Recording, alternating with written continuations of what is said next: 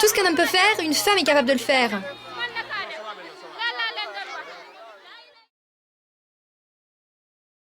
Aide et Action agit pour faire progresser la cause de l'éducation des femmes dans le monde. Aujourd'hui, 41 millions de femmes et de filles sont exclues de l'éducation. 515 millions de femmes sont analphabètes. Aide et Action plaide la cause des femmes qui ne savent ni lire ni écrire.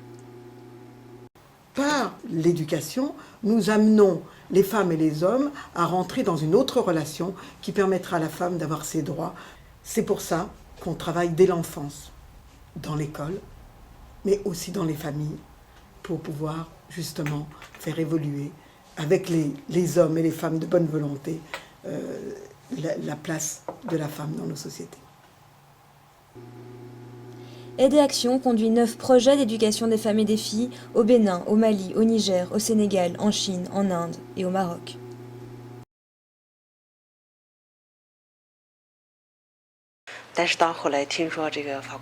Un jour, j'ai entendu dire qu'Aide et Action allait nous aider à fonder des classes d'alphabétisation des femmes. J'étais vraiment très contente. J'ai tout de suite dit aux enfants de notre école d'aller demander à leur maman si elle voulait apprendre à lire. Les mères étaient vraiment très heureuses d'apprendre cette nouvelle. Dans une agglomération à majorité musulmane au nord-ouest de la Chine, Aide et Action soutient depuis 2008 l'initiative de Ma Xinlan, femme chinoise de la communauté Hui. Dans le temple ouest de Weizhou, les femmes apprennent avec leur institutrice à lire et écrire l'arabe pendant la première heure et les caractères chinois pendant la seconde. Parce que dans le futur, les mères qui auront été éduquées feront valoir leurs droits à l'éducation.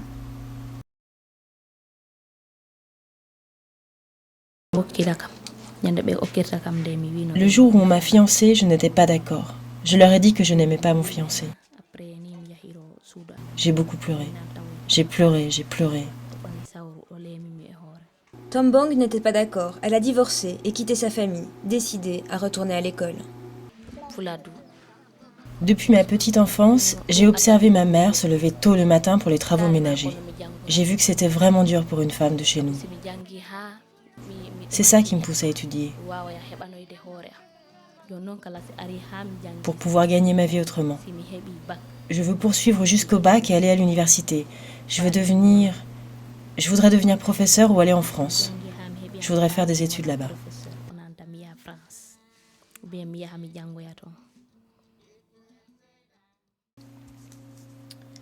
La crise économique a lourdement touché les pays en développement, ils ont connu un effondrement brutal de leur croissance et ils ont dû faire face à une diminution majeure des flux financiers. En 2009, 30 millions de personnes ont perdu leur emploi.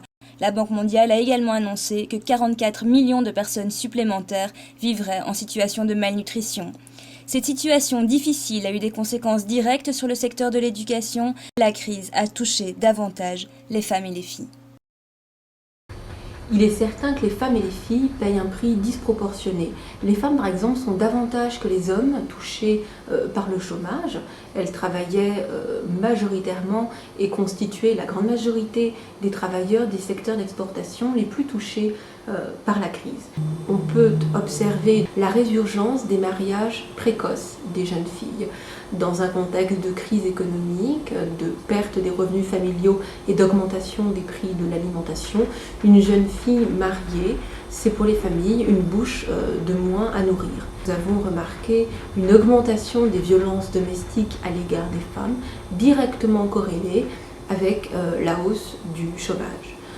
Il est important de noter que jusqu'à aujourd'hui, aucune réponse internationale efficace et coordonnée n'a été prise pour atténuer les impacts sociaux de la crise et pour aider les pays en développement à faire face à ces impacts. Les pays développés ont fait beaucoup d'efforts pour stabiliser les marchés financiers, stimuler les liquidités mondiales ou débloquer les marchés du crédit, mais rien n'a été entrepris en direction des pays en développement pour les aider à sécuriser les secteurs sociaux, notamment l'éducation. Or, les femmes représentent un groupe cible, puisqu'on l'a vu, elles sont plus vulnérables face à la crise et les impacts qu'elles subissent ont tendance à se répercuter également sur leurs enfants et sur le bien-être émotionnel et physique des enfants. C'est pourquoi il est urgent de sécuriser et aider les femmes à maintenir le revenu familial, à travers des programmes de transfert de fonds conditionnels, le soutien à l'entrepreneuriat et en permettant aux femmes d'accéder aux moyens de production.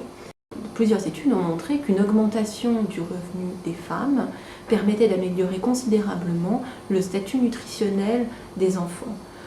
Dernière mesure, il est important de développer davantage l'offre de santé en direction des femmes, puisque traditionnellement elles rencontrent plus de difficultés d'accès aux soins et qu'un système de santé efficace permettrait également de prévenir les violences à l'encontre des femmes.